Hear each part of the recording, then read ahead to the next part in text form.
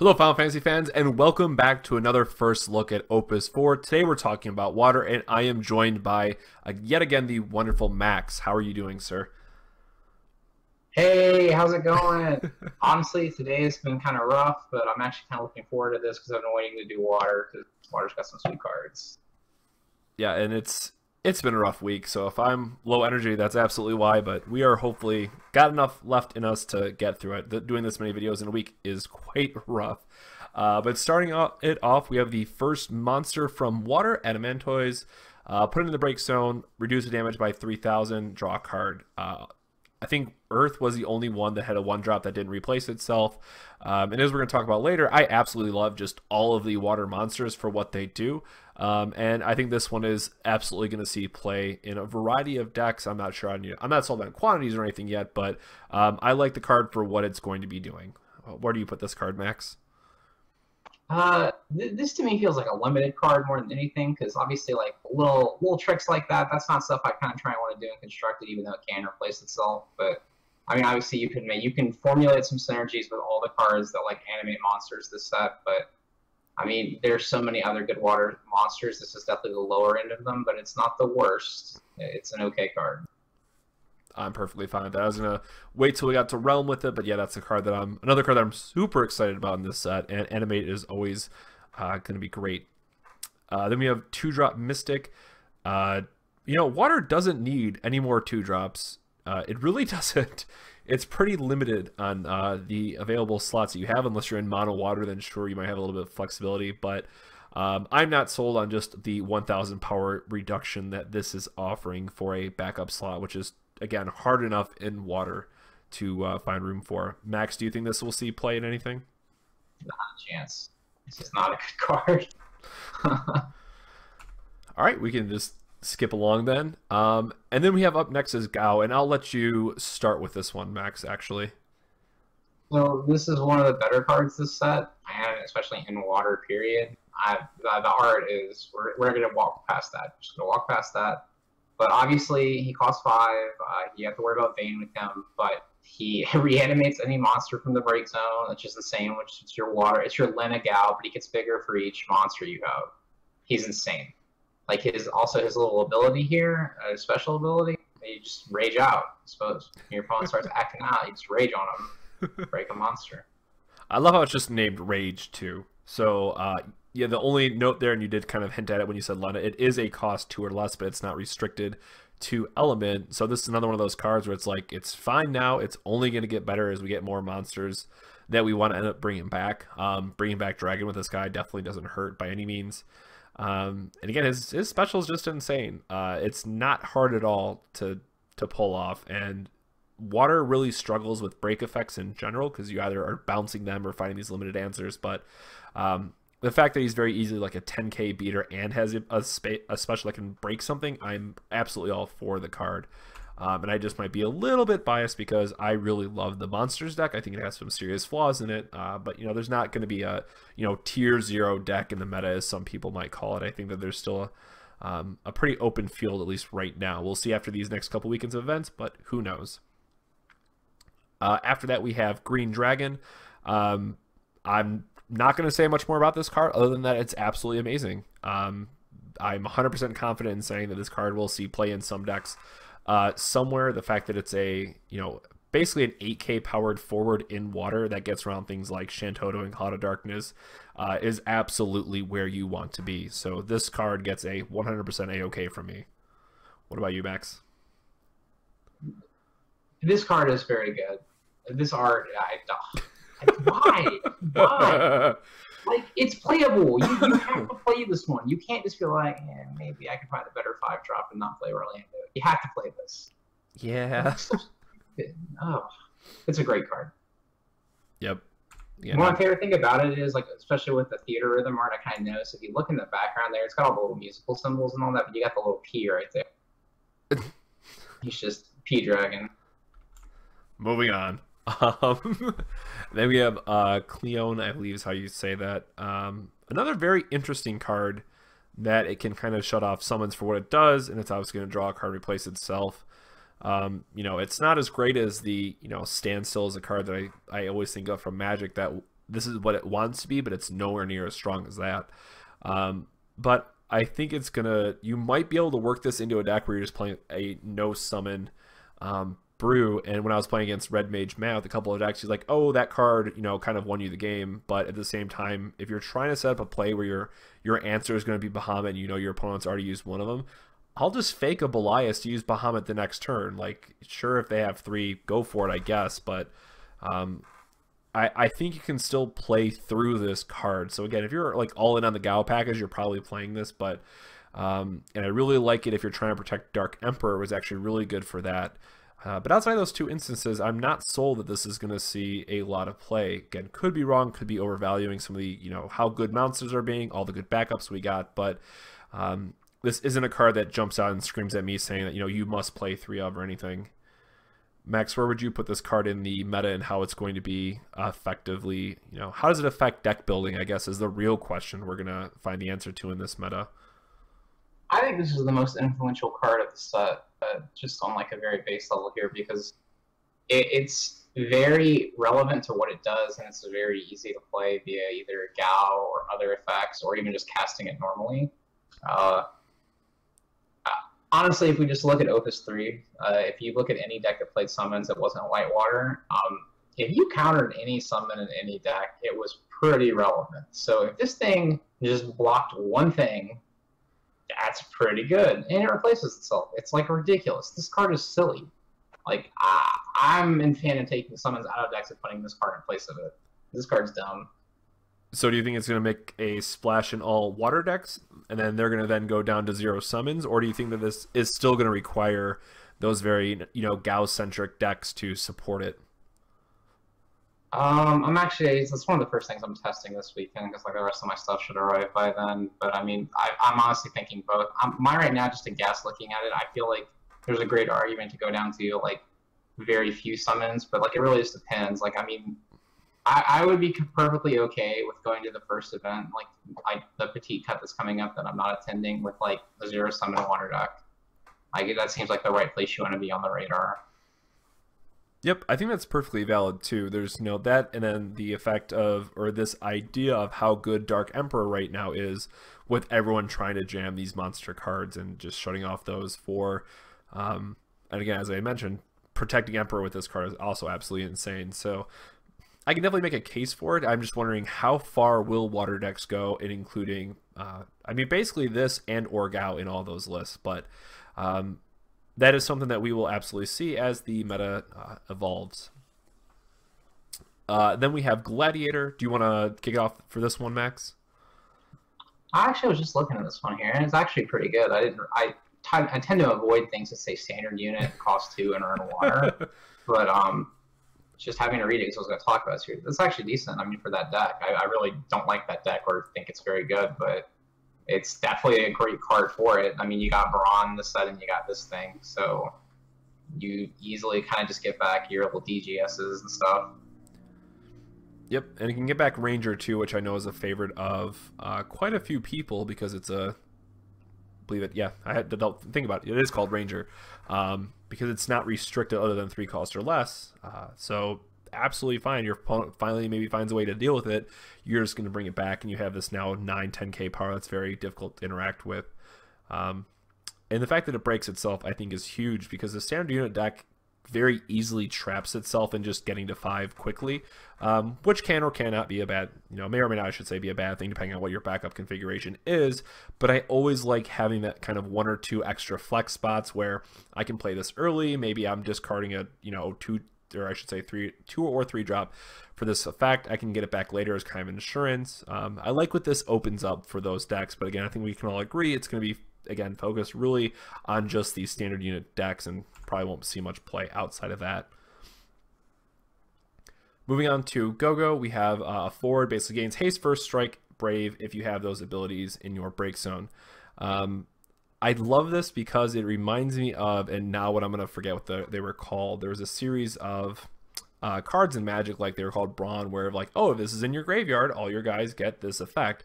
And this more or less what this card is. So it's a little bit, you know, is something Voltron worthy, where is there a card that has multiple of these effects on one that you're kind of already playing in that deck? then go for it. But it does require you to have some kind of configuration of forwards that have these effects to get the most value out of this card.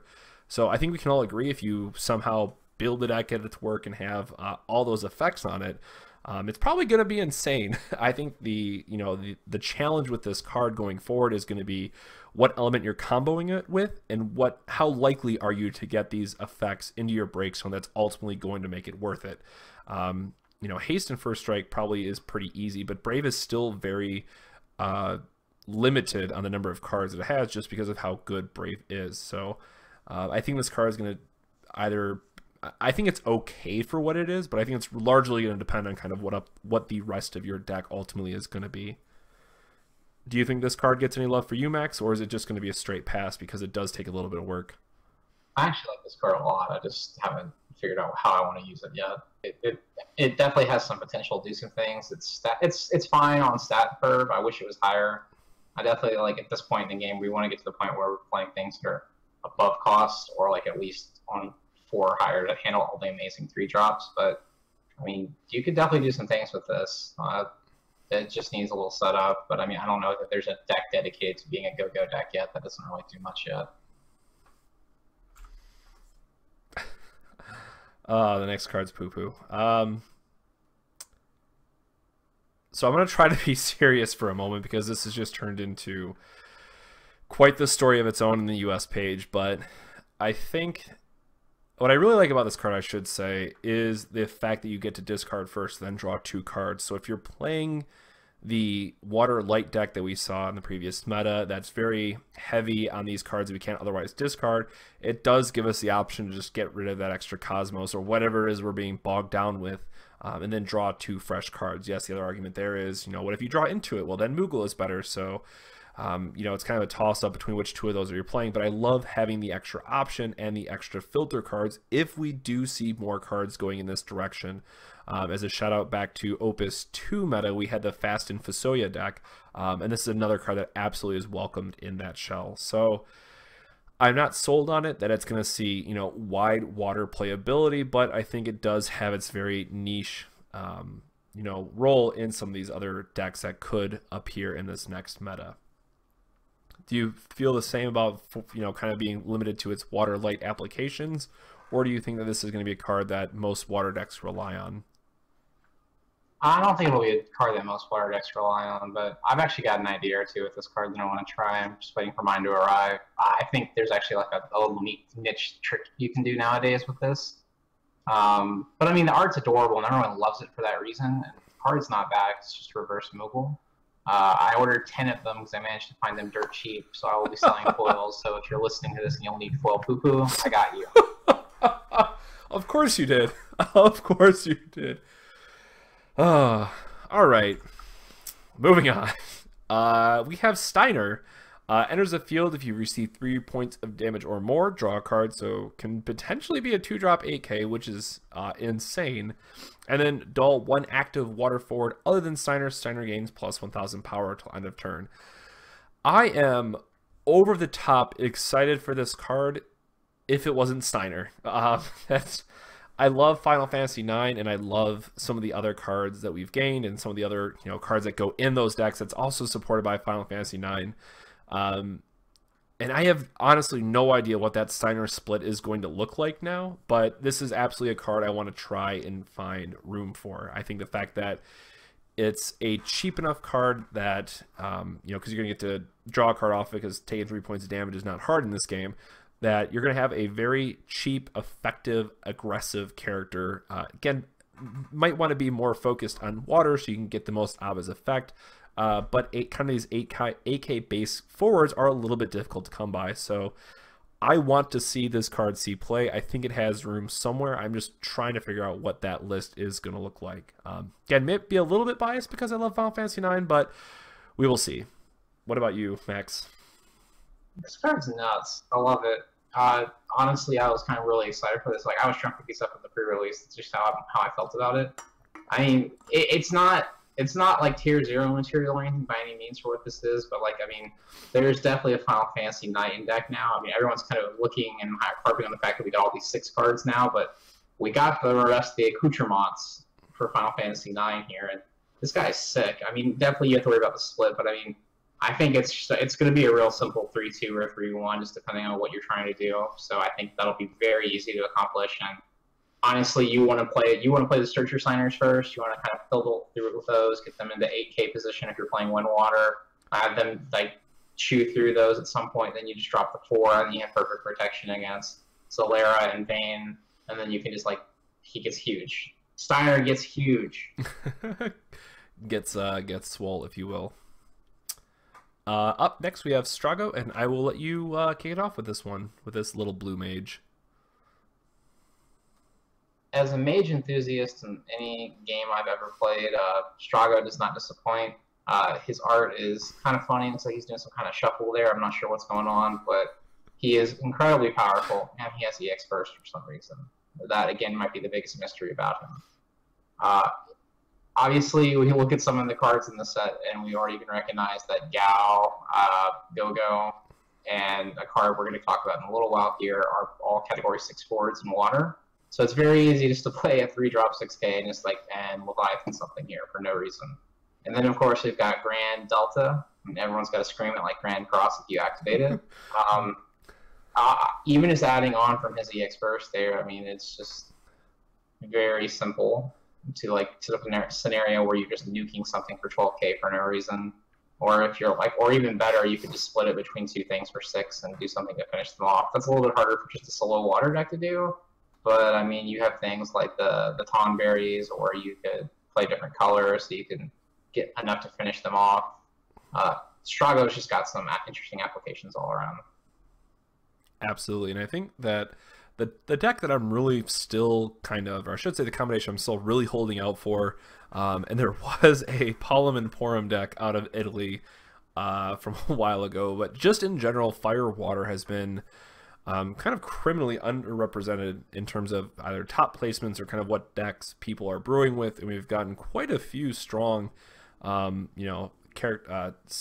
category 6 forwards as well. So I think that there might be something there. But as you mentioned, just in water itself, we have so many quality 6 forwards that we want to be using that this is probably just fine. And again, the fact that it has an EX burst, as you mentioned, for just no reason and has a special, it's certainly a card that I am keeping an eye on. And of course, another one of those things where it's like, we're going to get more Final Fantasy 6 cards, so it's only going to get better. So I think that's absolutely something to keep an eye on. Then we have Tonbetty, which does have keeping that EX burst train alive. Search your deck for Mira or Tonberries. I absolutely love this card because Mira and Tonberries are probably some of my favorite water cards in this set. Not only because of the artwork on them, but just because of, that's why I've been able to play test very early on and see how it interacts in certain matchups. So this card is, a little bit rated higher for me because of that than maybe what the average rating would be for this card. But I do like the effect that it can get the monster or the mirror package. So 100% you're playing those cards, you're playing this EX burst backup. If you're not playing those cards, you're not playing this. Simple as that. I think you should be including at least 1 to 2 copies of this card in your Water Monsters deck. What about you, Max? I think, honestly, I don't really like this card even in the mirror package. I really like Mute, and there's just an entire little theme series of all these 3-drop backups that have EX burst. Tonberries is great.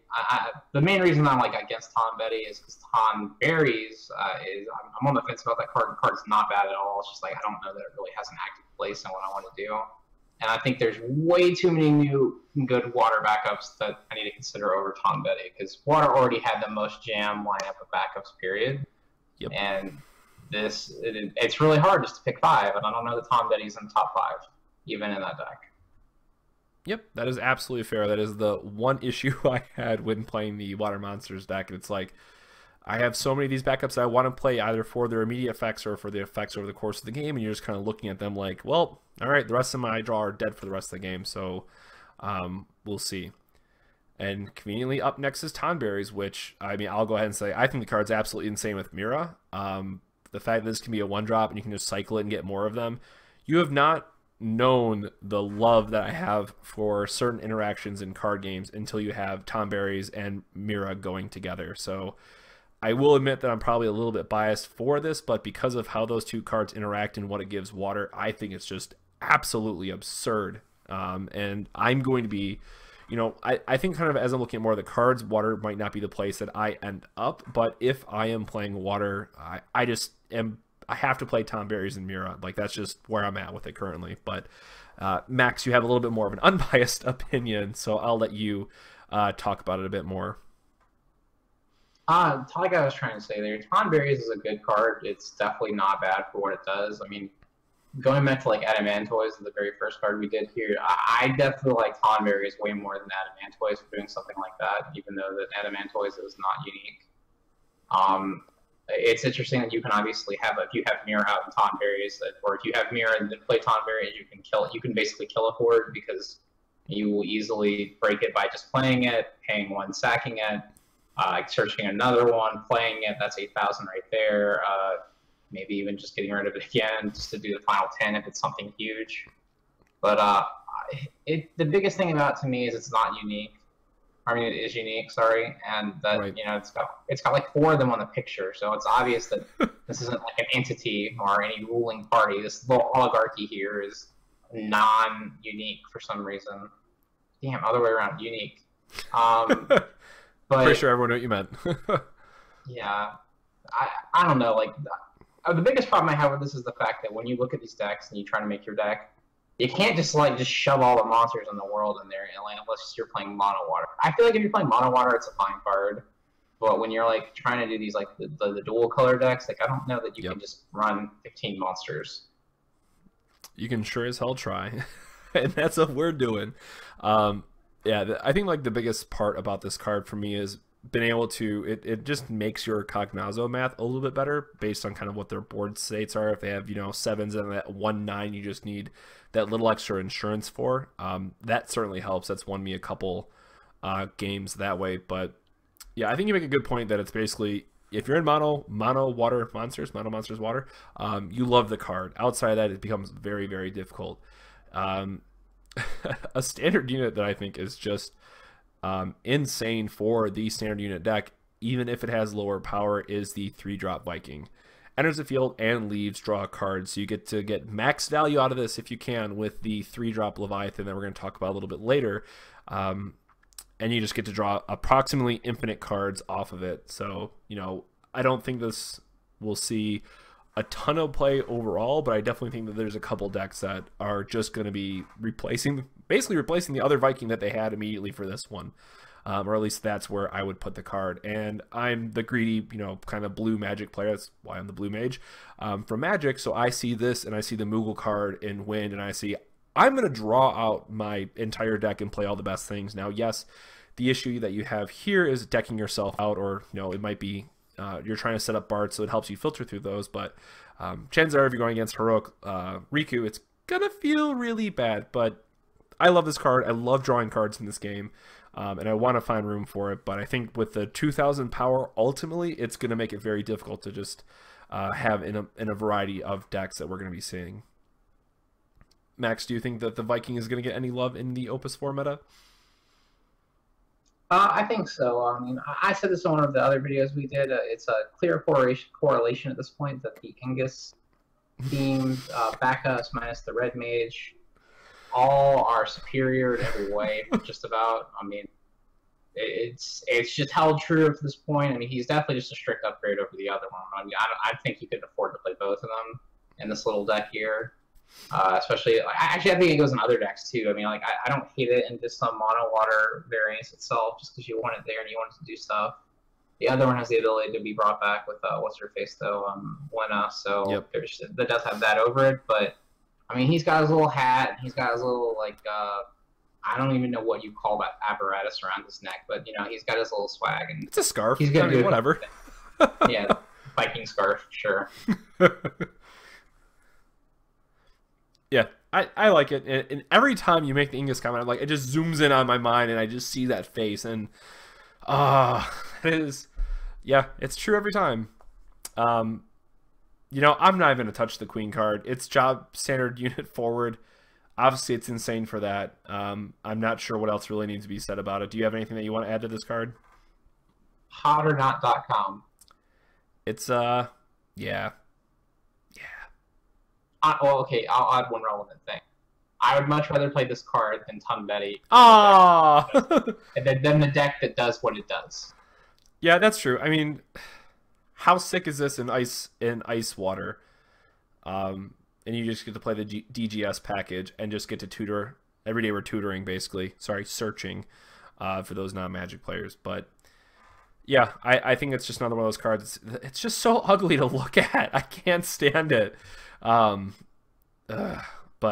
it's great at what it wants to do. I think it's absolutely, it's insane in that Windwater, Lena, Arc, Maria craziness that was in the last meta.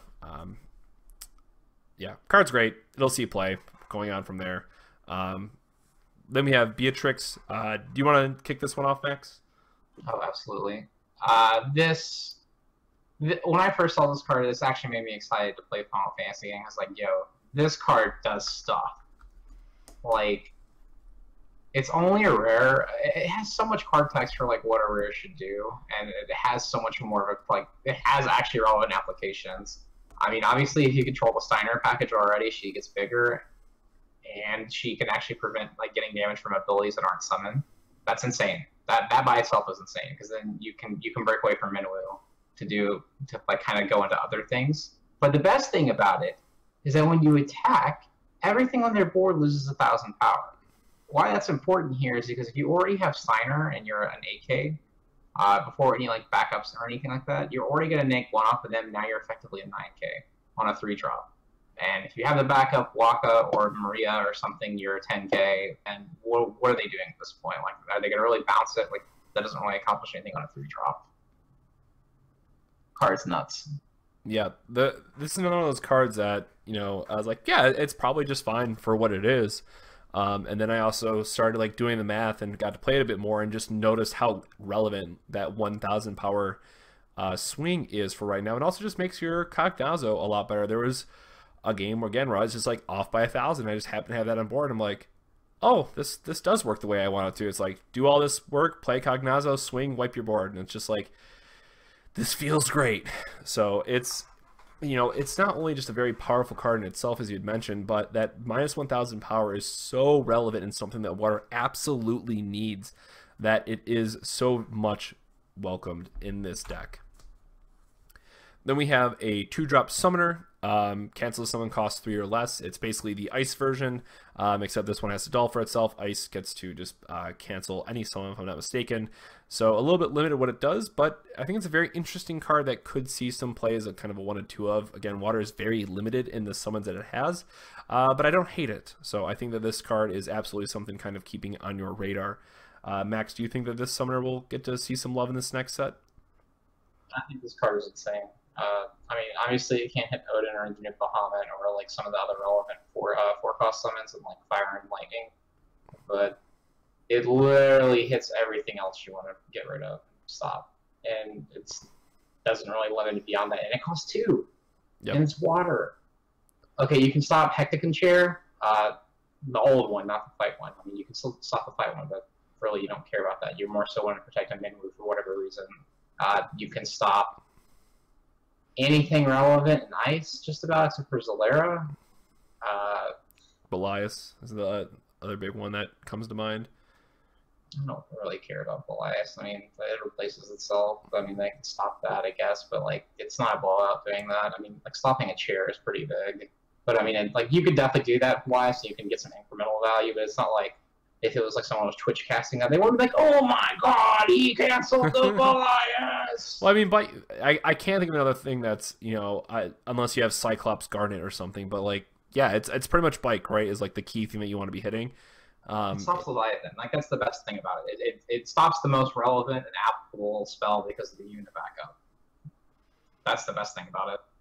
Yeah, when I saw this card at first run, I had to read it again twice when I was putting this together. But it's like, oh, it doesn't stop Odin or Exodus. No, it's garbage. And I'm like, wait. There's some other summons that actually are relevant. So yeah, I definitely can again see this, but it's just so hard to find room for all of these insane Water backups overall. And then we have our Dark Lord and Savior Mira, which I think is just absolutely an insane card.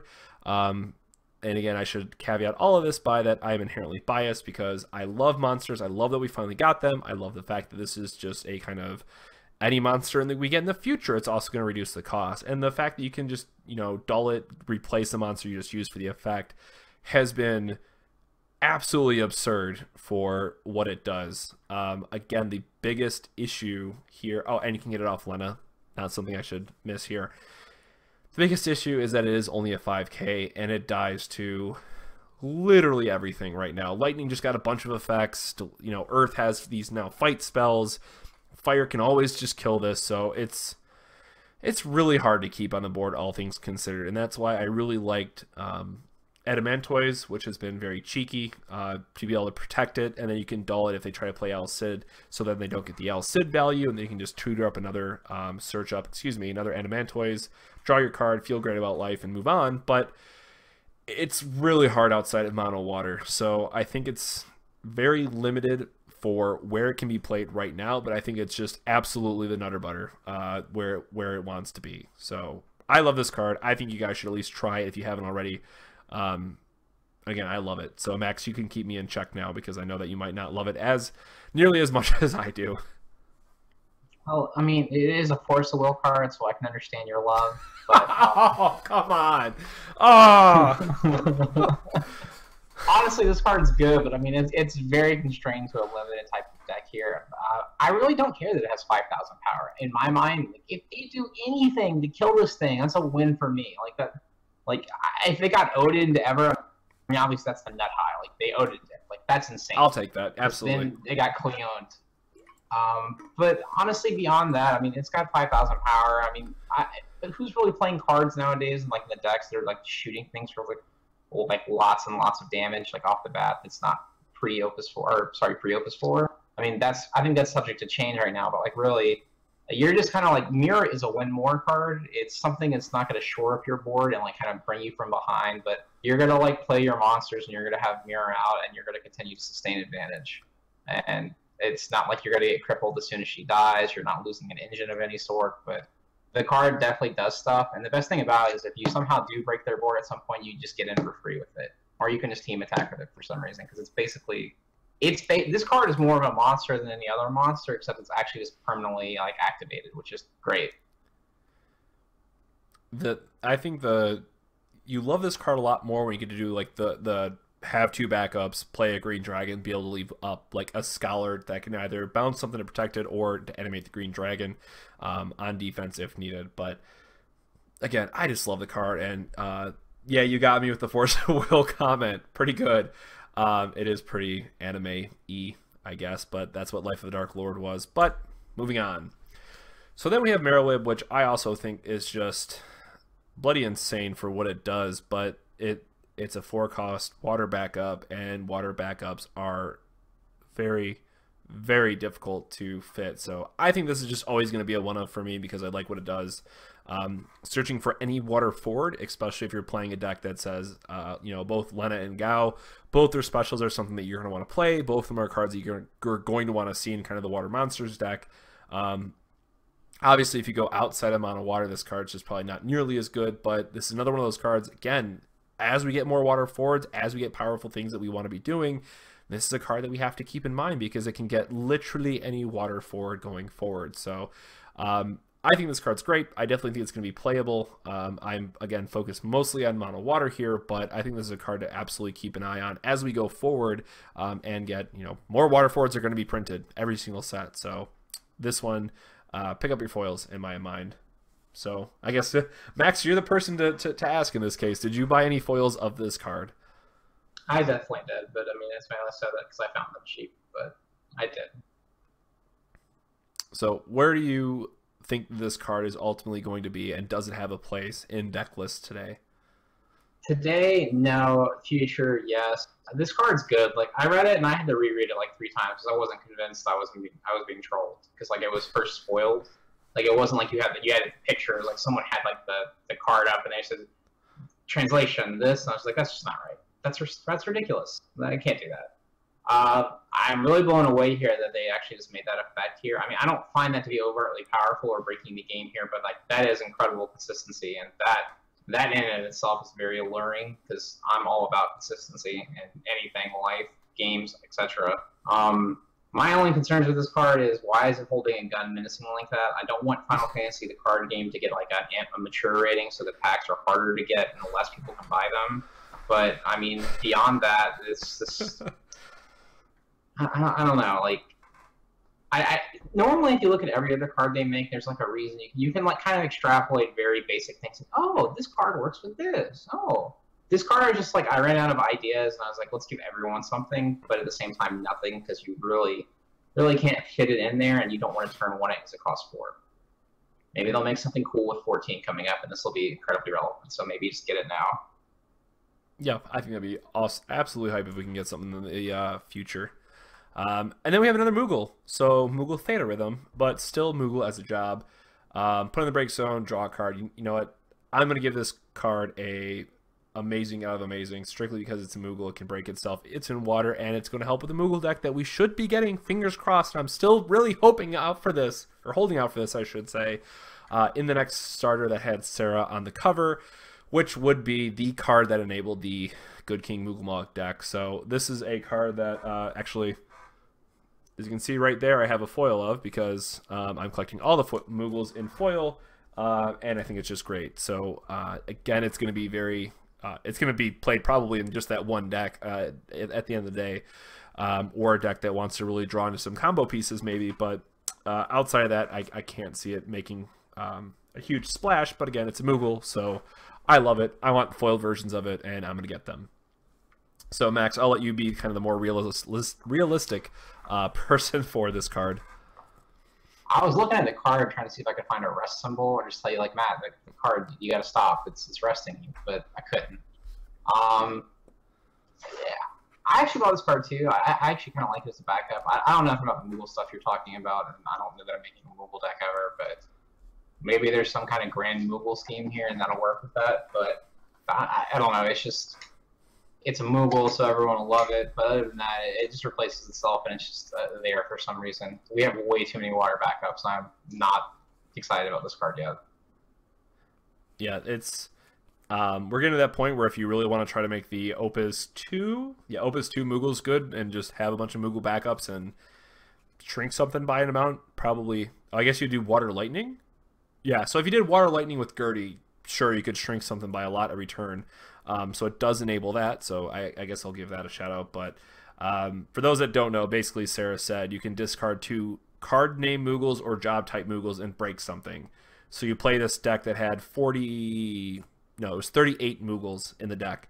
And you can imagine how that went. And there was also a tutor card for her, if I'm not mistaken, so you only had to run one. Deck made top 8 of the last event in Japan. So it's kind of something that's been on my radar ever since. And there's 3 key cards in it. So if we get those 3 cards, you absolutely better believe I will be making a deck with it. So until then, we will wait and see. And then we have the other Mog that I have a foil of, Mog 6. And again, another Moogle. And damn it, I love this card so much for, again, being in that kind of 6 package. You do have to have 2 or more forwards other than him of category 6, so it is a little bit of work you gotta get there, but cannot be chosen by your opponent's summons or abilities. And it just sits there and draws you cards. So I think this ultimately for me is going to be more focused in that fire water deck where you can give all your guys brave. You have a lot of 6 characters that you want to have anyways. You want to draw into them. You want to draw into the specials that they have because they're also insane. I think it probably won't be enough value that you can get out of it to really set this up, but again, it's a Moogle, so I want to try to make it happen, and we've got a ton of Final Fantasy 6 cards, damn it, so let's try to make this a thing. How are you feeling about this card, Max? I like it. I'm not over the moon for this card. I don't know that I really like I like that it can be protected like that, and then yes, you can draw some cards, but like I don't want to play it as simply a draw card engine. I mean, again, this kind of goes back to my mirror thing. It's nice that it has a body and it's there, and you can sometimes sneak in damage with it. Or you feel like you're behind, you can block and still draw a card with it, or something like that. We're finally getting to the point where people aren't talking about it yet, but we're hitting the growth spots for forwards now. Because before, where we were like water, like we already talked about, had the backup like lock problem with like, oh, there's so many applicable things. Like, we're finally getting to the point now where like, we just can't jam everything in the world like into any forward deck that's water, just because like, oh, this will just draw a card for some reason. I mean, we're running into like space issues now. So Mog came in a little bit of a rough time, I think, for that. I think honestly, if we had it in a different set, it probably would have been one of the best cards in it. But here, it's got to work for its spot. Completely fair.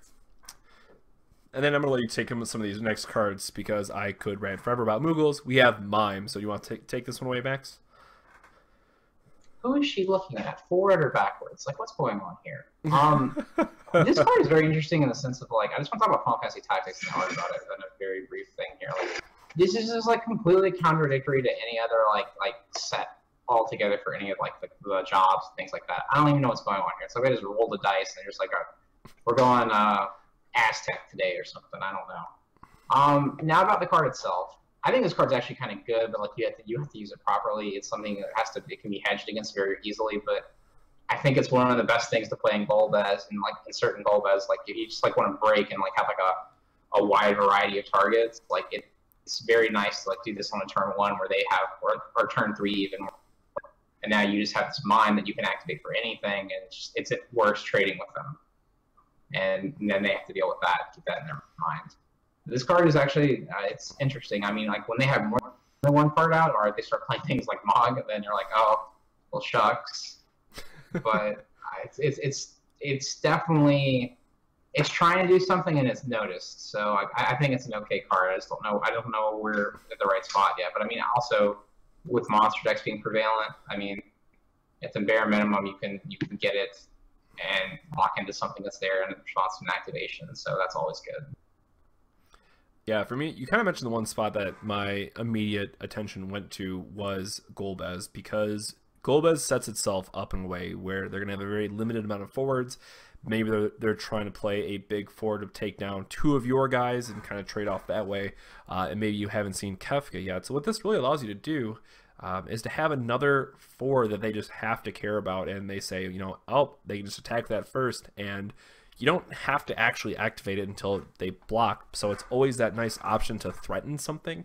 And, you know, in this case, if they just have an 8K, it's like, well, shoot, I just traded my 2-drop for your 4, 5, or 6-drop. Oh, well. So, yeah, you're perfectly fine with that trade in that case. So it really wants to be, I think, tailored towards those type of decks, or ones that have very key removal where you can set it up kind of as Max mentioned.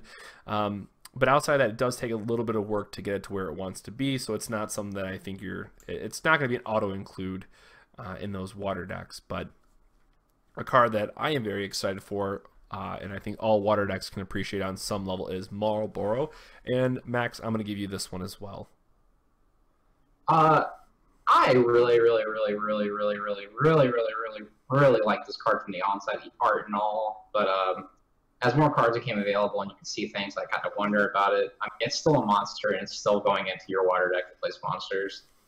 But it's definitely not as, after seeing all the monsters and everything else, the wide range of things here, it's definitely not as amazing as I thought it was. But this card is not bad at all. It is incredibly strong.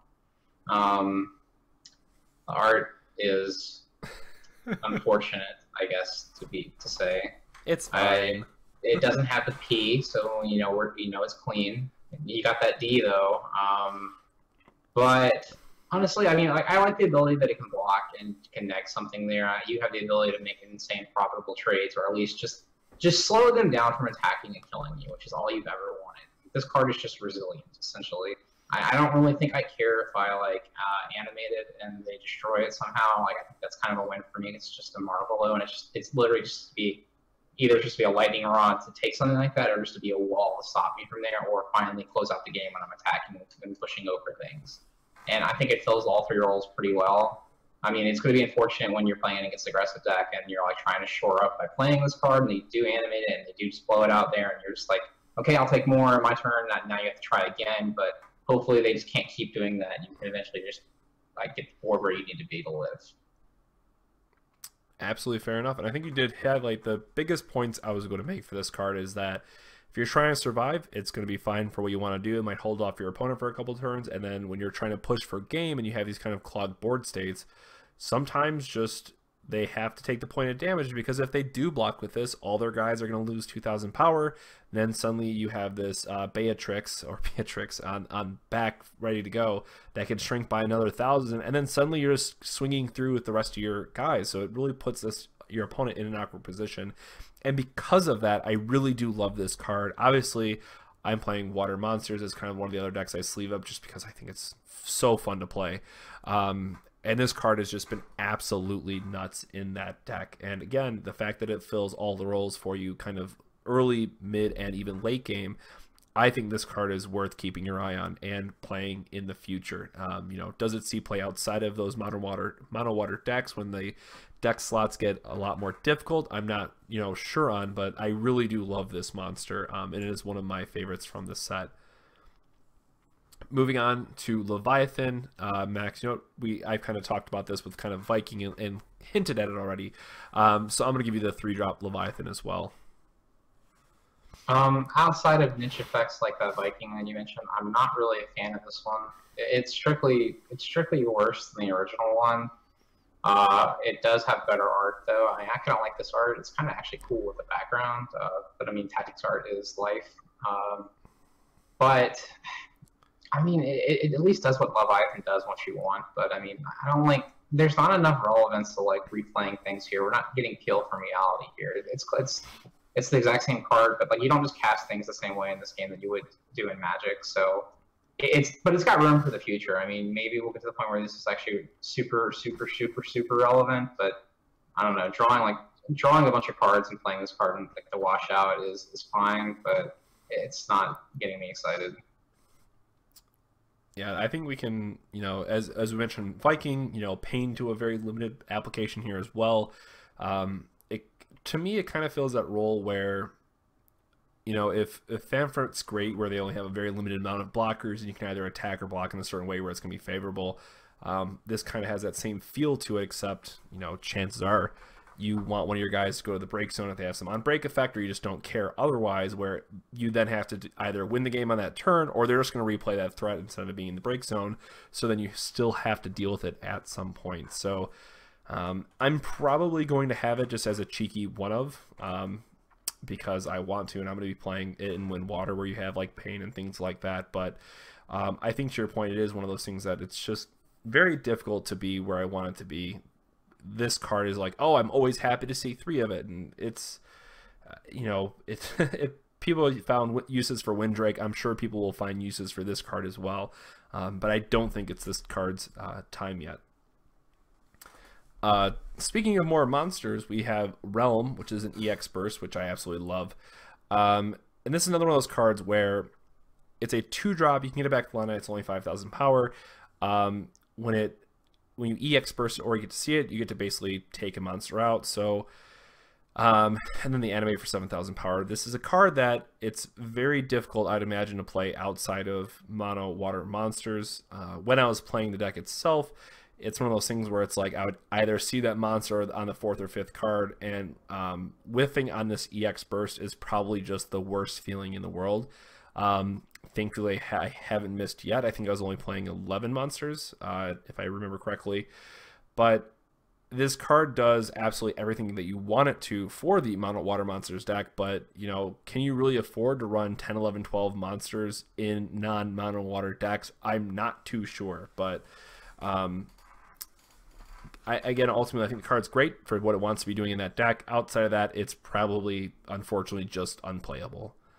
Max, where do you put this card? So, Realm's insane. Like, I don't know, this card's great. It's a 2-drop. It does everything you want to do in that deck. You can find a card that has EX burst.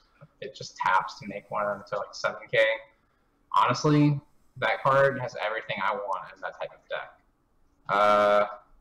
I really do like the 6 art for the most part. I'm neutral in this one, though. I mean, this card is worth getting in foil, though. I mean, this card can only get better as time goes on. We know that this is already a deck, but this card does everything. Like, I don't know. Like, to me, even though, like, you can EX burst anything that searches for something, and that's fine, but, like, I don't know why. But, like, looking in the top 5, even if you can whiff, though, it's more exciting that way. It's like a Christmas present, maybe. But, you know, you just obviously want to hit with it. But I mean, if it just searched a monster and was a 2-drop EX burst, it would be through the roof. This card would be like, this video would be just this card and that's it. I think that's fair, but again, I think this is another one of those cards, you know, we mentioned a couple early on where it really opens up the deck building and theory discussions where it's like, what is the minimum amount of monsters that you can run in a deck to make the EX burst and just overall this card viable? And I'm way too lazy to crunch the numbers on that. There's it's just icing. I don't think you want to constrain yourself around the fact that you want to have the best chance ever for Realm hitting, but I think Realm is something you're doing that's going to affect the monsters you play down the road, and you just want to get some value when you cast it, and that's what she does. Well, I guess if we take cards like Dragon, then I mean, how often are you going to be animating Dragon where you wouldn't just be paying the cost earlier and killing something off? Like, to me, that's kind of where the discussion goes. It depends on what you're doing with your crystals and like where you're at for your cost for the turn. It obviously is free here. Also, it says choose one monster, so you can animate one of theirs and destroy it or bounce it. So like that's again the best thing about this card. I'm gonna be completely honest. I missed that. I just assumed it was only your own monsters. So, nope, card's nuts. Yeah, wow, even better than I expected. So it can help with your Shantoto plays if you really want to just deal with something. It is also another interesting point for like Cloud of Darkness and things like that. So, man, even thinking of so I've only played. I mean, we only got to play like 10 games, I think, with the Mono Water monster list. So I certainly haven't played a lot of games by any means. But thinking about those turns, like there wasn't a single point where I wanted to animate his card, or he wouldn't have just got the dragon off of value. I think he was always behind on playing monsters, so that probably maybe it was just the matchup, but.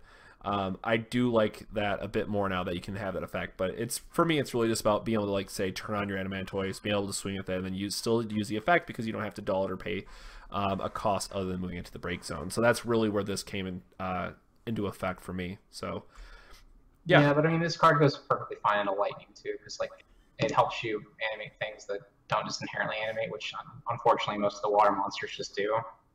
But yeah.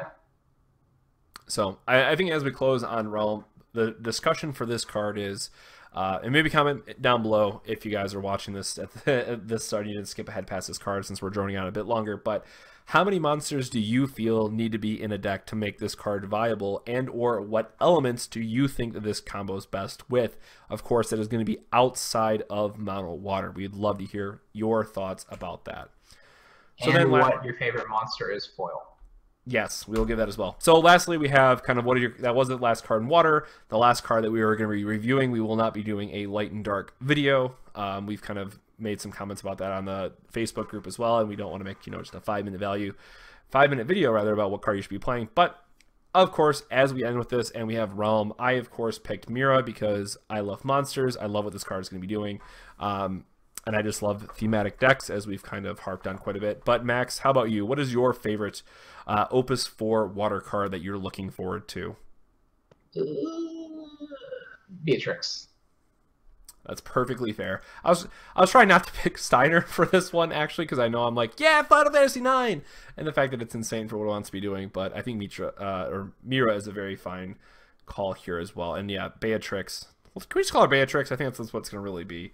I call that in chats, but let's be honest. Let's be honest. Yeah, card's also sick. But all right, that's all we have for this video, guys. Hope you stuck with us through the end. Hope you guys didn't mind the bombardment of videos that we had to get through this week.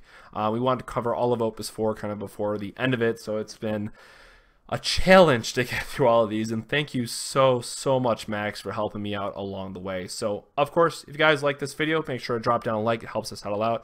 Comment down below kind of what your favorite Realm deck is going to be, and of course your favorite water card from Opus 4, and of course subscribe for future Final Fantasy trading card game content. So on behalf of myself, Max, and the rest of Six Sages Gaming, thank you so much for watching, guys, and we'll catch you on the next video. Have a good one. This video made possible thanks to the Patreon support of viewers such as yourself. Thank you to our honorary sages.